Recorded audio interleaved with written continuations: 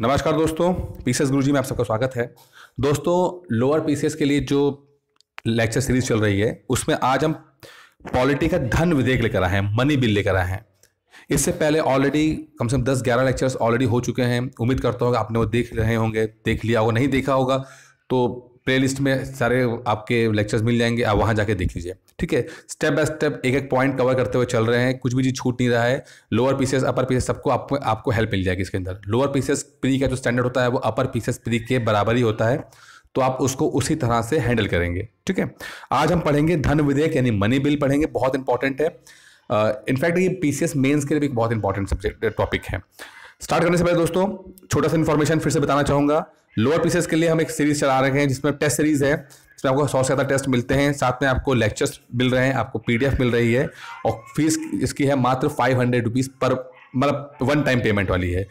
Upper PCS के लिए भी एक बैच चल रहा है जिसमें प्री और मेंस के हम पढ़ा रहे हैं आपको, जिसमें आपको वीडियो लेक्चर्स मिलते हैं, पीडीएफ फाइल मिलती है, ऑनलाइन टेस्ट होता है। प्री और मेंस दोनों पढ़ाया जा रहा है इसके अंदर, और फीस जो है इसके अंदर 500 रुपीज़ पर मंथ की फीस है।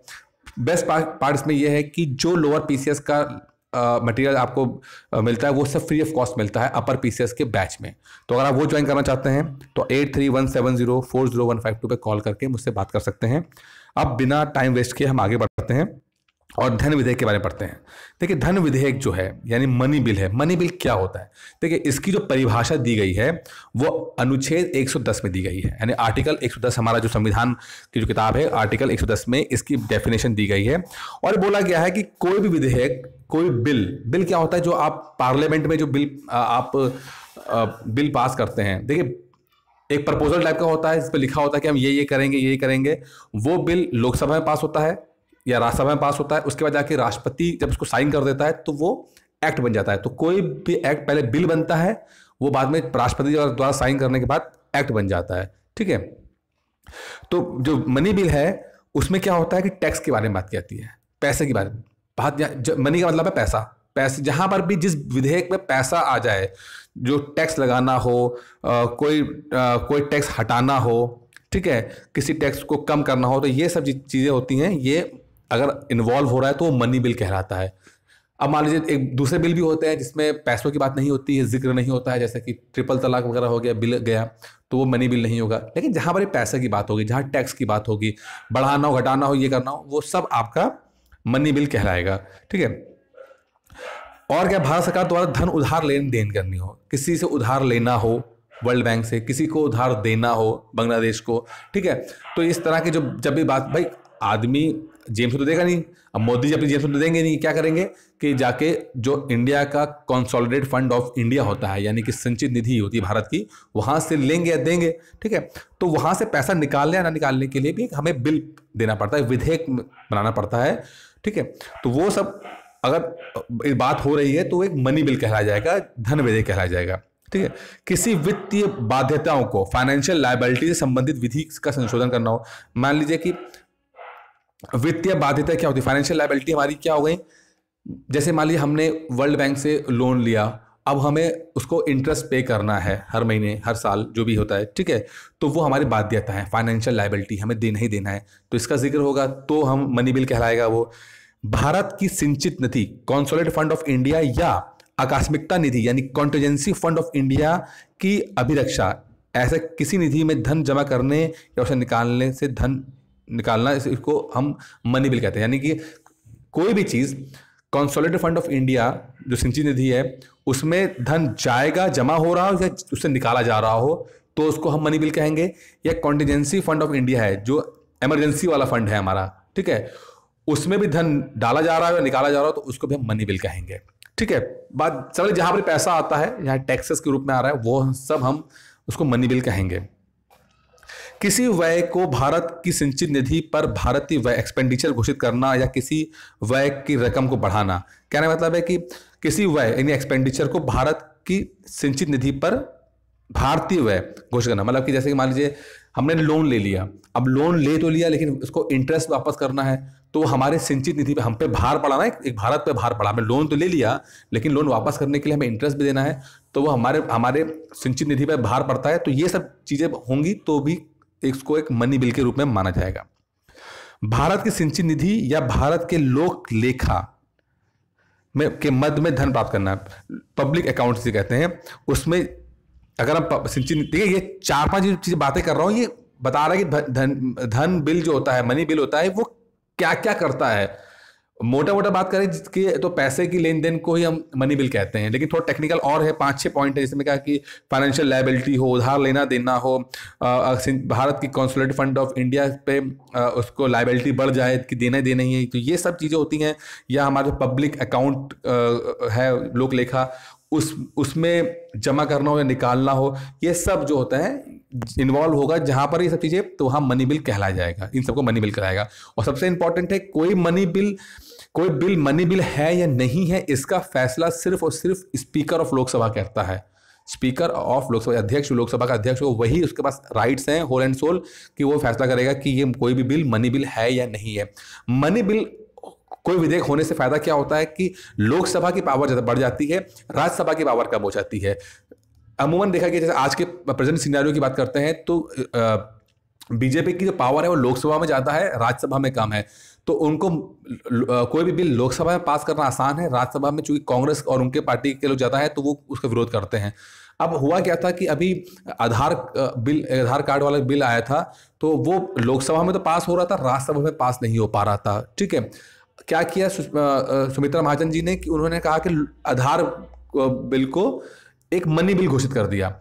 ठीक है, अब ये राइट्स जो है सुमित्रा महाजन जी के पास ही है, उसको तो आप क्लेम कर सकते नहीं है। वो बिल पास हुआ लोकसभा में जैसे ही मनी बिल घोषित हुआ, लोकसभा की पावर बढ़ गई, राज्यसभा को तो 14 दिन के अंदर वापस करना ही करना बिल को पास करके, तो राज्यसभा की पावर कम हो गई। तो ये मिस यूज है, ये तो अलग डिबेट है, लेकिन कहने का मतलब यहां पर यह है कि लोकसभा अध्यक्ष जो होंगे वो ही फैसला करते हैं कोई बिल मनी बिल है या नहीं है। ठीक है, कोई विधेयक केवल इस कारण धन विधेयक नहीं समझा जाएगा कि वह जुर्माने या अर्थदंड के अधिरोपण का तथा लाइसेंस के लिए या की गई सेवाओं के लिए फीसों की मांग कर रहा है। अब मान लीजिए कोई बिल है, बिल प्रस्तुत हुआ, उसमें बोला गया कि अगर भाई आप हेलमेट नहीं पहनोगे तो 100 रुपए देने पड़ेंगे आपको। फाइन की बात करता है, जुर्माने की बात करता है। तो जहां जुर्माने की बात कर रहा है तो वो मनी बिल नहीं होगा, नहीं माना जाएगा। समझ रहे हैं आप, नहीं माना जाएगा। फाइन की बात कर रहा तो मनी बिल नहीं है। या कोई लाइसेंस की बात करता है कि भैया अगर गाड़ी कोई परचेस करोगे आप 2 व्हीलर, तो आपको लाइसेंस लेना पड़ेगा आपको, तो वो भी मनी बिल नहीं माना जाएगा। ठीक है, तो अगर बात सिर्फ फाइन की आती है, जुर्माने की आती है, या आपकी क्या नाम है इसका, लाइसेंस लेने की बात आती है, तो उसको मनी बिल नहीं माना जाएगा। ठीक है, मनी बिल किसको माना जाएगा? जहां पर टैक्स लगते हैं या कंसोलिडेटेड फंड ऑफ इंडिया से पैसा निकाला जा रहा है या उसमें डिपॉजिट हो रहा है, तो वो मनी बिल माने जाएंगे। ठीक है, ये चौथा पॉइंट आपको प्री के लिए बड़ा इंपॉर्टेंट है, क्योंकि हो सकता है 4 स्टेटमेंट आ जाए, उसमें से एक पॉइंट आपको मिल जाए आपको। ठीक है, वित्तीय विधेयक, फाइनेंशियल बिल क्या होता है? वित्तीय विधेयक ऐसे विधेयक को कहा जाता है जिसमें धन विधेयक से संबंधित विषयों के साथ कुछ अन्य विषयों से संबंधित उपबंध भी होते हैं। मतलब देखिए, धन विधेयक क्या होता है? धन विधेयक में तो सिर्फ और सिर्फ आपका धन संबंधित बात होती है, टैक्स लग रहा है कि नहीं लग रहा है, ये सब बात हो गई। लेकिन जो फाइनेंशियल बिल होता है, वित्तीय विधेयक होता है, उसमें क्या होता है? धन विधेयक की तो बात होती ही होती है, साथ में कुछ और बातें भी होती हैं। ठीक है, तो जो प्रत्येक धन विधेयक होता है वो वित्तीय विधेयक होता है, पर प्रत्येक वित्तीय विधेयक धन विधेयक नहीं होता है। ठीक है, धन विधेयक छोटा है, वित्तीय विधेयक बड़ा है। वित्तीय विधेयक में धन विधेयक की बातें भी होती हैं और कुछ और भी बातें होती हैं, कुछ और भी बात बताना चाहें वो सब भी होता है। तो उसको वित्तीय विधेयक का दायरा बड़ा होता है, धन विधेयक का दायरा छोटा होता है। अंतिम रूप से धन विधेयक का निश्चय लोकसभा अध्यक्ष करता है, हम बात कर चुके हैं। वित्त विधेयक में सामान्यतः अगले वित्तीय वर्ष के लिए केंद्र सरकार की वित्तीय प्रस्ताव होते हैं। अगले साल क्या क्या करने जाएंगे, प्रपोज वित्तीय क्या क्या बनाएंगे क्या नहीं, तो ये सब के प्रस्ताव होते हैं। इसे बजट पेश किए जाने के तुरंत बाद सदन में रखा जाता है। ठीक है, तो फाइनेंस बिल होता है, जब हम बजट पेश करते हैं उसके तुरंत बाद इसको पेश कर दिया जाता है पार्लियामेंट में, या किसी भी सदन में पेश किया जा सकता है। देखिए डिफरेंस समझ रहे हैं ना, मनी बिल में और फाइनेंस बिल में। मनी बिल सिर्फ पैसे की बात करता है, फाइनेंस बिल पैसे की बात भी करता है और कुछ और बातें भी करता है। जो फाइनेंस बिल होता है वो बजट के बाद सदन में पेश किया जाता है, वो लोकसभा में पेश किया जा सकता है और राज्यसभा में पेश किया जा सकता है। ठीक है, कोई दिक्कत तो नहीं है इसमें। यह किसी भी सदन में पेश किया जा सकता है अनुच्छेद 117 3 के अधीन आने वाले वित्त विधेयक को छोड़कर अन्य वित्त विधेयकों में भी राज्यसभा में पेश नहीं किया जा सकता। देखिए यहाँ पर है, जो संविधान के आर्टिकल 1173 में जो वित्त विधेयक है उनको तो राज्यसभा में पेश कर सकते हो, लेकिन उसको छोड़ के जितने भी वित्त विधेयक होंगे उनको आप राज्यसभा में पेश नहीं कर सकते हैं आप। ठीक है, राज्यसभा में इसे 6 महीने तक रोक सकती है। वित्त विधेयक को रोकने का अगर कुछ होगा तो 6 महीने तक राज्यसभा इस चीज को रोक सकती है। विवाद की स्थिति में राष्ट्रपति संयुक्त अधिवेशन बुला सकता है। ठीक है, अब आ गया संविधान संशोधन विधेयक, कॉन्स्टिट्यूशनल अमेंडमेंट बिल। हम संविधान, हमारी जो किताब है संविधान की, उसमें हमें अमेंडमेंट करने हैं, संशोधन करने हैं। ठीक है, तो पहला है कि इसकी परिभाषा। तो आर्टिकल 368 में बोला क्या है कि परिभाषित डेफिनेशन दी गई है कि किस तरह से कॉन्स्टिट्यूशनल अमेंडमेंट होगा। ठीक है, संविधान संशोधन किया जाएगा, विधेयक बिल पेश किया। तो आर्टिकल 368 में ये इसकी परिभाषा दी गई है। संसद के किसी भी सदन में प्रस्तुत किया जा सकता है, कोई दिक्कत नहीं है। ठीक है, पास दोनों में होना है और प्रस्तुत किसी में करना है, मतलब हो सकता है तो पहले राज्यसभा में पास होगा, फिर लोकसभा में पास होगा, फिर राष्ट्रपति साइन करेगा उसको। ठीक है, ये तरीका होता है। अनुच्छेद 368(2) में बोला गया है, उल्लेखित विषयों के संबंध में संशोधन दोनों सदनों के विशेष बहुमत तथा कम से कम आधे राज्यों के विधानमंडलों के अनुमोदन द्वारा किया जाता है। अब क्या है, कॉन्स्टिट्यूशनल अमेंडमेंट 2 से 3 तरीके से होते हैं। देखिए 3 तरीके से होते हैं। एक होता है सिंपल मेजोरिटी के तहत, ठीक है, एक होता है स्पेशल मेजोरिटी के तहत। सिंपल मेजोरिटी का मतलब होता है 50% से ज़्यादा ले आए आप, ठीक है, लोगों ने बिल पास कर दिया। एक होता है स्पेशल मेजोरिटी के साथ, 2/3 मेजोरिटी के साथ, मतलब कि जितने लोग प्रेजेंट होंगे उसमें 2/3 लोग उसको बिल को पास करें, थोड़ा सा और स्पेशल मेजोरिटी कहते हैं इसको। ठीक है, और एक होता है, इसको बाद में हम और भी पढ़ेंगे जब बाद में हम आएंगे, अभी फिलहाल हम इतना देख रहे हैं। एक होता है कि जहां पर स्टेट और राज्यों के बीच संबंध ज़्यादा स्ट्रांग होता है, जैसे कि धन की बात करते हैं या ग्रांट की बात करते हैं या पैसे की डिस्ट्रीब्यूशन की बात करते हैं।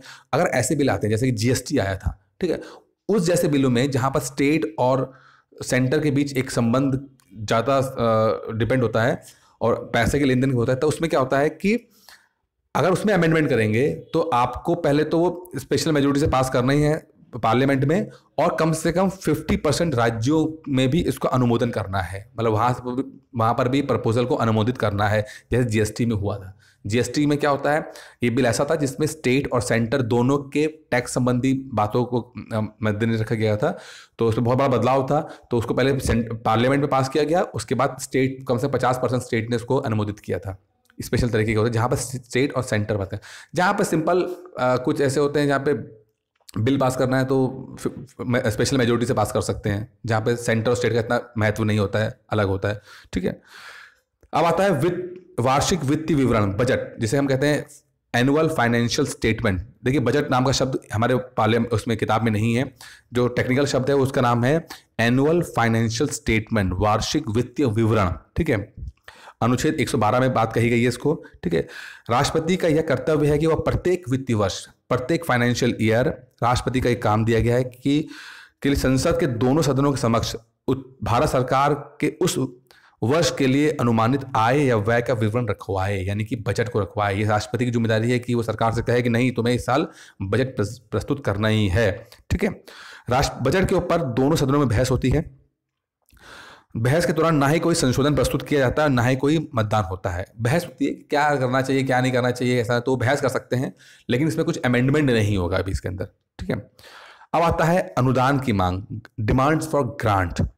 अनुच्छेद 113 में बोला गया है के अनुसार बजट में अनुमानित ऐसे व्यय जो भारत की सिंचित निधि पर भारित हैं, अनुसार बजट के अनुमानित ऐसे व्यय जो भारत सिंचित निधि पर भारित हैं संसद के में मतदान के लिए नहीं रखे जा सकते। अतः जो वह भारत सिंचित निधि पर भारित हैं उस पर संसद में मतदान नहीं कराया जा सकता। मतलब कि जो चीज़ कंसोलिडेटेड फंड ऑफ इंडिया से आनी है, निकलनी है, जैसे कि राष्ट्रपति की salary, chief justice of India की सैलरी, ठीक है, हमने लोन लिया वर्ल्ड बैंक से, हम उसको पैसा वापस करना है उसको, ठीक है, ये सब सिंचित निधि पर भारित है, तो इस पे आप मतदान नहीं कर सकते, इसको कम ज़्यादा नहीं कर सकते आप। ठीक है, इसमें कुछ छेड़छाड़ नहीं कर सकते। ठीक है, आर्टिकल 113 में बोला गया है। किंतु इस पर बहस की जा सकती है, भाई राष्ट्रपति की सैलरी इतनी क्यों, 2.5 लाख क्यों हो गई है, कम होनी चाहिए या ज़्यादा होनी चाहिए, इस पर बहस की जा सकती है। लोकसभा अनुदान की मांग को स्वीकार या अस्वीकार कर सकती है या इसकी रकम में कमी की जा सकती है, परंतु इसमें वृद्धि नहीं कर सकती है। अब अनुदान है, मतलब किसी को देना है पैसा, ग्रांट है, मतलब किसी काम के लिए पैसा दिया रहा है, तो वो लोकसभा डिस्कस कर रही है, बोले नहीं इसको पैसा नहीं देना चाहिए, इस प्रोजेक्ट में पैसा नहीं लगना चाहिए, ठीक है। तो वो मांग, उसकी मांग, जो सरकार की मांग को स्वीकार कर सकती है, अस्वीकार कर सकती है, लेकिन ऐसा नहीं बोल सकती कि सरकार ने अगर 1 लाख करोड़ उसमें पैसा लगाया बोला है तो सरकार, लोकसभा ये नहीं बोलेगी नहीं 1 लाख कम बोल दिया, 2 लाख लगा दीजिए इसमें, तो ऐसा नहीं बोलेगी। कम करा सकती है लेकिन बढ़वा नहीं सकती है। इस पर लोकसभा पर ग्रांट पे आप अगर किसी प्रोजेक्ट को लेकर बात हो रही है, लोकसभा में बहस होती है, तो मतदान भी होगा, ठीक है। और अगर मतदान में लोकसभा उस प्रपोजल को, मतलब कमी करने का जो प्रस्ताव है कि नहीं पैसा कम करना चाहिए, आप 1 लाख ज्यादा दे रहे हो, कम करना चाहिए, अगर वो प्रस्ताव पास हो जाता है, ठीक है, अगर वो प्रस्ताव पास हो जाता है कि मतदान ग्रांट को कम करने का जो प्रपोजल है वो पास हो जाता है लोकसभा में, तो मंत्री परिषद को त्यागपत्र देना होगा, क्योंकि इसे अविश्वास प्रस्ताव माना जाएगा, ठीक है। मतलब फिर सरकार गिर जाएगी आपकी। क्यों? क्योंकि भाई आप भाई लोकसभा में ही आप कॉन्फिडेंस में नहीं हो। लोकसभा में भाई कोई प्रधानमंत्री तब तक बना रहता है जब तक वो लोकसभा में उसको विश्वास प्राप्त है। विश्वास का मतलब है 50% से ज़्यादा उसके पास सीट्स हैं। अगर कोई उसका बिल है, कोई उसका काम है, उसके खिलाफ 50% से ज़्यादा लोगों ने बोल दिया, तो क्या होगा कि मतलब जो MLA MPs हैं उनको भरोसा ही नहीं सरकार के काम पे, तो इसको अविश्वास प्रस्ताव माना जाएगा और सरकार गिर जाएगी, ठीक है। अनुदान की मांग राष्ट्रपति की सिफारिश पर की जा सकती है। फिर आता है विनियोग विधेयक, एप्रोप्रिएट बिल। अनुच्छेद 114 में बोला गया है, सिंचित निधि से कोई धन विनियोग विधेयक के द्वारा ही निकाला जा सकता है। देखिए, अब मान लीजिए बजट एक है, बजट एक सिर्फ प्रपोजल होता है, एक प्लान होता है, ठीक है। बजट में बोला गया हम ये कर देंगे, हम फलाना कर देंगे, हम 4 ट्रेनें चला देंगे, हम बुलेट ट्रेन चलवा देंगे, ये कर देंगे, वो कर देंगे, सारी बातें बोलते हैं, प्रपोजल की तरह बोला गया, ठीक है। अब पैसा निकालने के लिए आपको एक चीज और चाहिए होती है, उसे कहते हैं विनियोग विधेयक, यानी कि appropriation bill. Budget is something different. Budget में आपने बोला कि हम ये करेंगे, वो करेंगे, फलाना करेंगे, ढिमका करेंगे, सब करेंगे, ठीक है। लेकिन सिस्टमेटिक तरीके से, क्योंकि पैसा चाहिए आपको, सिंचित निधि से, सरकार की सिंचित निधि से पैसा निकालना है, तो उसके लिए एक और दूसरा बिल आपको प्रस्तुत करना पड़ेगा, जिसको बोलते हैं विनियोग विधेयक, एप्रोप्रिएशन बिल, ठीक है। जब तक आप एप्रोप्रिएशन बिल नहीं दोगे, जब तक आप पैसा निकाल नहीं पाओगे। भले आपने कितने भी अपने पार्लियामेंट में क्लेम कर दिया, कुछ भी करने के लिए कर दिया, हम बुलेट ट्रेन चला देंगे, हम चांद पे चले जाएंगे, यहाँ चले जाएंगे, वहाँ चले जाएंगे, कोई मतलब पैसा चाहिए होगा तो आपको विनियोग विधेयक पेश करना ही पड़ेगा, ठीक है। चलिए, इसके द्वारा कोई ऐसा संशोधन स्थापित नहीं किया जाएगा जो अनुदान की राशि में परिवर्तन करने या अनुदान के लक्ष्य को बदलने या भारत में सिंचित निधि पर भारित रकम में परिवर्तन करने वाला हो। चलिए, अब आता है लेखानुदान, vote on account. Vote on account क्या है? देखिए, मान लीजिए कि इलेक्शन होने वाले हैं। अब इलेक्शन आपने, सरकार ने जब भी इलेक्शन छोड़िए, मैं बात करता हूँ, जैसे कि सरकार ने बजट पेश किया, ठीक है। अब बजट पेश किया, बजट पेश करने के बाद अब चूंकि एप्रोप्रिएशन बिल जाएगा, विनियोग विधेयक जाएगा, उसके बाद फिर वहाँ से पैसा निकलता है, तो इस टर्म में महीना भर 2 महीने का समय लग जाता है, ठीक है। जब तक नया हर साल बजट, सरकार ने बजट पेश किया, बजट पेश करने को एप्रोप्रिएशन बिल में जब तक बिल पास होगा, जब तक वहाँ से पैसा आएगा, जब तक फिर वो समय थोड़ा समय लगता है। मान लो महीना लग गया, 2 महीने लग गया। अब इस बीच में सरकार को देश भी चलाना है, तो क्या करेगी? सरकार को पैसा चाहिए, तो जो पैसा इस बीच में जब तक आपका विनियोग विधेयक पास नहीं हो रहा, पैसा नहीं आ रहा है, जब तक देश चलाने के लिए एक हमें करना पड़ता है, इसका कहते हैं हम वोट एंड अकाउंट, लेखानुदान, कि आपको एक निश्चित अवधि के लिए भारत की सिंचित निधि से धन निकालने की अनुमति प्रदान कर दी जाती है। कि चलो यार, 1 महीने के लिए, जब तक आपका एप्रोप्रिएशन बिल पास होकर पैसा तक नहीं आ रहा, जब तक इस देश को चलाने के लिए आपको पैसा निकालने की परमिशन दी जाती है, ठीक है। इसको कहते हैं, ये इंग्लिश में पढ़ लीजिएगा, कोई दिक्कत नहीं है, इसमें सब वही सब बातें कहेंगे। अब आता है प्रत्यनुदान, यानी vote on credit, votes of credit. जब किसी सेवा के अति विशाल होने पर, मान लीजिए कोई ऐसा प्रोजेक्ट है, बहुत बड़ा प्रोजेक्ट है, जिसके हम फिक्स नहीं कर पा रहे कितना पैसा लगेगा, ठीक है, 1000 करोड़ लगेगा, 2000 करोड़ का फिक्स नहीं कर पा रहे, क्या करेंगे? तो उसको अब बजट में तो हम मेंशन नहीं कर पा रहे हैं। अब मान लीजिए कि सबको घर देना है, एक घर का प्लान है और बहुत बड़ा प्रोजेक्ट है, अब समझ नहीं आ रहा सरकार को कि यार कितना पैसा लगेगा, हम कैलकुलेट नहीं कर पा रहे हैं, तो बजट में पेश नहीं कर पाते। बजट के साथ फिर पैरेलल चीज आती है कि इसको बजट में रखा नहीं जाएगा, इसकी मांग के लिए लोकसभा सिंचित निधि से धन अनुदत्त यानी सब्सक्राइब कर सकती है। इससे मतलब कि एक अलग से एक मांग रखी जाती है कि ठीक है, इसको बजट में इस प्रोजेक्ट को जो चूंकि बहुत बड़ा है, इसको बजट में नहीं रखेंगे, इसको अलग से एक मांग रखी जाएगी और उसको अलग तरीके से हैंडल किया जाएगा। इसको हम कहते हैं वोट्स ऑन क्रेडिट। ठीक है, एक तरह से वोट क्रेडिट ब्लैंक चेक होता है लोकसभा का सरकार को कि चलो जितना पैसा निकालना है निकाल लो, क्योंकि प्रोजेक्ट का अभी हमें ज़्यादा समझ में नहीं आ रहा है, कोई कैलकुलेट नहीं कर पा रहे हैं। तो it is like a blank cheque by Lok Sabha to the government of India. It is granted when an unexpected demand has arisen upon resources of India whose magnitude or character of services can't be stated clearly। ठीक है, blank cheque दे दिया कि चलो निकालो, क्योंकि समझ में नहीं आ रहा कि क्या कैलकुलेशन क्या आएगा। ठीक है, अब आता है एक्सेप्शनल ग्रांट, अपवादानुदान। क्या मतलब है?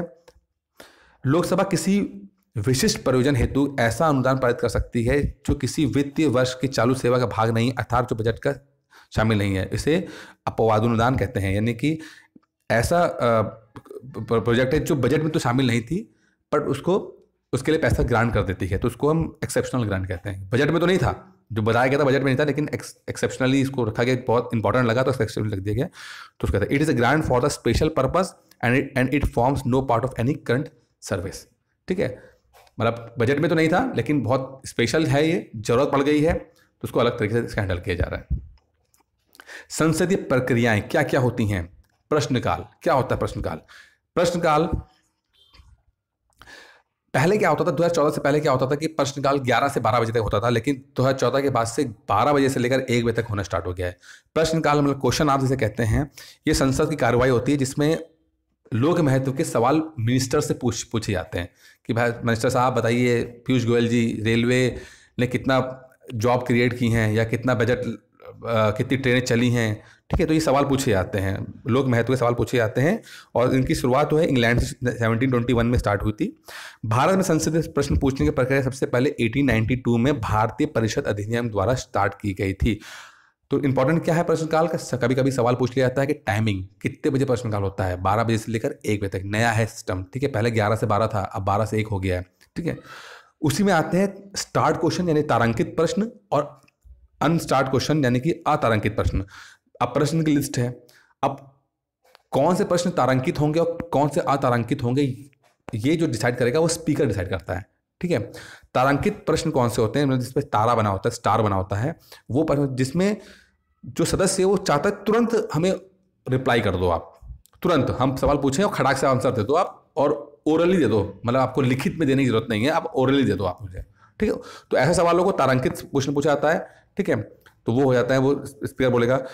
कुछ आंसर होते हैं जो लिखित में होते हैं, तो उसके लिए मिनिस्टर साहब को टाइम मिल जाता है, सब कुछ मिल जाता है, तो वो प्रश्न कर रहे थे। तो जो जिस पे तारा नहीं बना होगा तो उस पर आंसर हमें लिखित में देना होगा, आराम से मिल सकता है। लेकिन उसका हम दूसरे कॉम्प्लीमेंट्री क्वेश्चन नहीं पूछ सकते। एक ही सवाल पूछोगे, उसका आंसर आएगा आपके पास। ठीक है, एक आता है शॉर्ट नोटिस क्वेश्चन पूछे जाते हैं, अल्प सूचना प्रश्न, बहुत ही लोक महत्व का प्रश्न है। हमने उससे पहले कुछ मेंशन नहीं किया, लेकिन हमें तुरंत सवाल चाहिए, सवाल का जवाब चाहिए कि अन्ना हजारे जो फास्ट कर रहे हैं वो इतने दिनों से सरकार क्या कर रही है, तो उसका जवाब आप दोगे तुरंत की तुरंत। अन्ना हजारे भाई फास्ट रखे हुए हैं तो हम उनकी मांगों को ध्यान दे रहे हैं और जो भी सरकार कार्रवाई कर रही है, तो होता है लोक महत्व का शॉर्ट नोटिस पे है, तुरंत पूछा तुरंत आपका रिप्लाई मिल गया। ठीक है, फिर आता आधे घंटे की चर्चा। एक है आधे घंटे की चर्चा, क्या है ये? जब किसी पर्याप्त लोक महत्व के मामले में किसी तारांकित, अतारांकित या अल्प सूचना प्रश्न द्वारा संसद में उत्तर दिया गया हो तथा उत्तर में कोई ऐसा तथ्य हो जिसका स्पष्टीकरण आवश्यक हो, तो ऐसे तथ्य को संसद में चर्चा के लिए रखा जा सकता है। मतलब आपने सवाल पूछा, ठीक है, कोई सा सवाल था, चाहे स्टार्ट था, अनस्टार्ट था या शॉर्ट नोटिस था, यानी कि तारांकित, अतारांकित या अल्प अवधि वाला था, कोई भी सवाल पूछा आपने रिप्लाई दिया गवर्नमेंट ने, उस पर कुछ ऐसा हिस्सा था जहाँ पे डिस्कशन की जरूरत थी, यहाँ पे वो जो अपोजिशन था वो चाहता था स्पष्टीकरण के लिए आप कि जवाब दीजिए क्या है इसका, तो उसके लिए कुछ समय निकाल के रखा हुआ है। ऐसे चर्चा अंतिम घंटे में 5 बजे से लेकर 5:30 बजे तक के लिए रखा गया है कि इस समय पर आपके जितने डाउट्स हैं वो क्लियर किए जाएंगे आपके। ठीक है, इंपॉर्टेंट क्वेश्चन अब आता है जीरो आर यानी शून्यकाल। जो शून्यकाल है वो इंडिया की इनोवेशन है, इंडियन पार्लियामेंट सिस्टम का इनोवेशन है, दुनिया में कहीं ऐसा नहीं है 0 आवर। ठीक है, 0 आवर ऐसा कहीं नहीं दिया गया है, ये इंडिया ने अपना इनोवेशन किया है। हमने पढ़ते आए हैं कि हमारा संविधान कभी इसी चीज़ कभी रशिया से इंस्पायर्ड है, कभी अमेरिका से इंस्पायर्ड है, कभी ब्रिटेन से इंस्पायर्ड है, लेकिन 0 आवर में हम अपने आप हमने इनोवेशन किया हुआ है। संसद के दोनों सदनों के प्रश्नकाल के तुरंत बाद, प्रश्नकाल क्वेश्चन आवर कब होता है? 11 बजे से लेकर 12 बजे तक। ठीक है, के तुरंत बाद, सॉरी यहाँ थोड़ा गलत हो गया है, ये थोड़ा पुराना प्रश्नकाल क्या होता है, 12 से 1 होता है। अब जो नया सिस्टम आया 12 से 1 प्रश्नकाल होता है, उससे तुरंत 1 घंटा पहले, थोड़ा सा मैं अमेंडमेंट कर रहा हूँ, दोबारा फिर से बोल रहा हूँ, जो नया सिस्टम आया है प्रश्नकाल जो पूछा जाता है वो 12 बजे से लेकर 1 बजे तक पूछा जाता है, उससे तुरंत पहले यानी 11 बजे से लेकर 12 बजे तक की हमारा 0 आवर चलेगा। 11 बजे से लेकर 12 बजे तक 0 आवर है, 12 से 1 बजे तक क्वेश्चन आवर है। बहुत इंपॉर्टेंट है, बार बार रिपीट कर रहा हूँ, एग्जाम में आता है। 11 से 12 0 आवर, 12 से 1 क्वेश्चन आवर। 0 आवर में क्या होता है कि सार्वजनिक, इसमें बिना पूर्व सूचना के सार्वजनिक महत्व के कोई भी प्रश्न उठाए जा सकते हैं। एक ऐसा घंटा होता है जिसमें लगभग 25 सवाल पूछे जाते हैं, 20 सवाल पूछे जाते हैं इनफैक्ट, और लोक महत्व के सवाल होंगे और उसमें पहले सूचना देने की जरूरत नहीं है। आप तुरंत सवाल पूछोगे, मिनिस्टर साहब तुरंत जवाब देंगे आपको। ठीक है, कोई आपको पहले से सूचना करने की जरूरत नहीं है। तो 0 आवर है, इंडिया का अपना इनोवेशन है, कहीं से इंस्पायर्ड नहीं था। 11 बजे से लेकर 12 बजे तक 0 आवर होता है, 12 से 1 प्रश्नकाल होता है। प्रश्नकाल तारांकित, अतारांकित सवाल हो सकते हैं, ये स्पीकर हमारे डिसाइड करते हैं। ठीक है, तारांकित होंगे तो ओरली मिल जाएगा आंसर, अतारांकित होंगे तो लिखित में आंसर मिल जाएगा। ठीक है, तो ये पूरा था। तो दोस्तों ये पूरा विधेयक वाला चीज़ कंप्लीट हो गई है, उम्मीद करता हूँ आपको पसंद आ गया होगा। खत्म करने से पहले कोर्स के बारे में अगर आप जानकारी लेना चाहते हैं तो 8317040152 कॉल करके कोर्स की जानकारी ले सकते हैं। धन्यवाद दोस्तों।